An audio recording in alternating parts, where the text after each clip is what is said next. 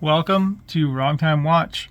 My name is Kevin, and today we're looking at the Vario Navi single hand deep water blue small seconds compass watch.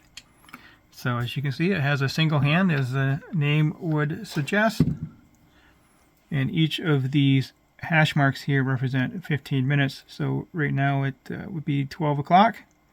Then there's your second hand there. It looks like a compass. And the outer perimeter here reminds me of the old-time ships that have the power control, where you would give more power to the engine. It's on a big dial, kind of like this. Then we have the fluted bezel. I've seen this type of bezel on Flieger watches or pilot watches. So back to this single hand. Let's move the hand to, say, right there. So that would be 1:15. Then that would be 1:30, 1:45, and then 2 o'clock. So kind of a cool concept.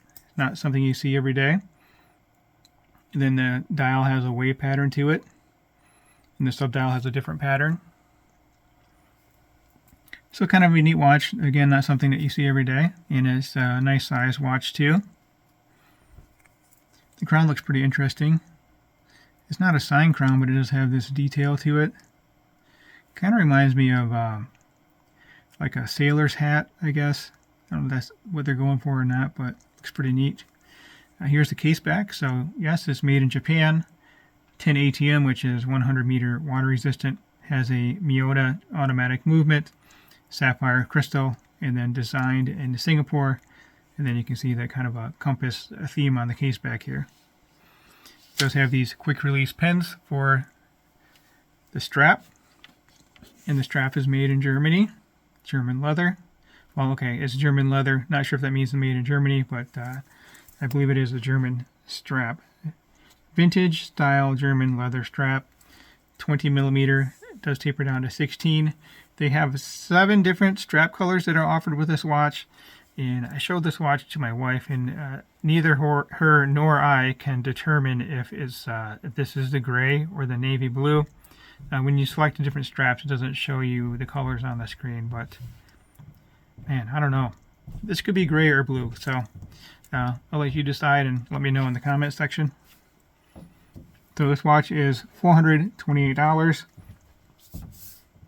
Domed sapphire crystal with AR coating on the underside. You can kind of see that tint there. It is a blue dial too, so not so easy to see that tint, but it looks like there's a bluish tint to that crystal.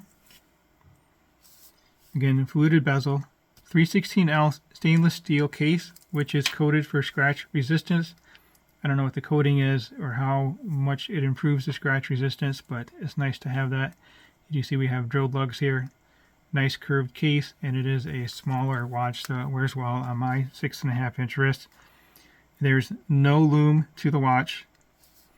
We do have the Miyota 82S5 movement. We have this subdial here for the second hand, which looks like a compass in this case. Again, cool touch. I like the theme they have going on here. And actually, now that I'm looking at it, that subdial kind of looks like a float that you would throw out to someone that's drowning, whatever. It kind of reminds me of the safety float there. 6 beats per second on a subdial. I really can't tell the difference between 6 beats, 4 beats, or 8 beats per second. At least I can't. Over 40 hours of power reserve, and we do have hacking and hand winding. So if I pull the crown all the way out, which is just one pull out, one click, that second hand has stopped. Push it back in and it starts moving again, and then you can hand wind the movement to increase the power reserve there up to that 40-hour mark. As you just saw there, it is a push-pull crown. Again, 100 meters water resistance. So dimensions of the watch: 46 millimeter lug to lug, 38 millimeter case diameter, 12.5 thick to that domed crystal. Kind of a slight dome there, but it is domed. 20 millimeter lug width, and the strap tapers down to 16.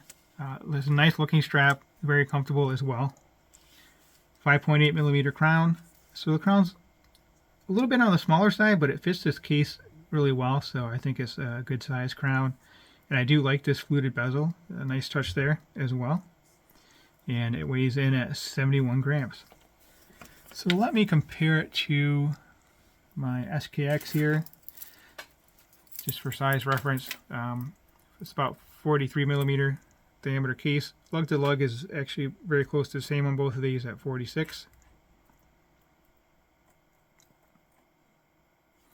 And the thickness, we'll check out the thickness difference, which should be, well, it's about a millimeter actually. So this one is a little bit on the thicker side at 12.5, considering it's rated to 100 meter water resistance. So we do have a stamped buckle and tang, 2 keepers, a fixed keeper and a floating keeper. And then that's held in place with a spring bar, so you could swap it out to a different strap if you like.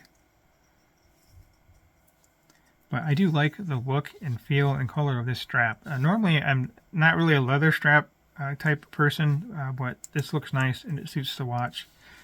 So let's get this on wrist and then we'll close out the video. Again, no loom for a loom shot. Yeah, it's a neat concept. It's not something you see every day. It's something a little bit different, which I appreciate. Not the same old, same old. It's not another Submariner homage or whatever the hot watch is these days. It's not an integrated bracelet, so I think it's a nice little watch here. Let me know what you think of the watch. You know, I would prefer a watch with a minute hand, but it's pretty neat. Could be a good conversation starter too. I'll zoom out a bit.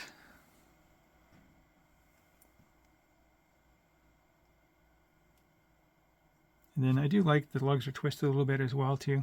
I'll zoom back in here in a second and then close out the video. But yeah, overall I think it's a pretty nice package. So it is mostly brushed, and then we do have these little polished areas right here. Yeah, it's kind of a twisted lug like the Omega. Actually, I have the Omega here still. Kind of similar lugs to this Seamaster. Not quite as much, but somewhat similar. So. Sorry, Speedmaster. Alright, well that will conclude this video. As always, thank you for your time and thank you for watching.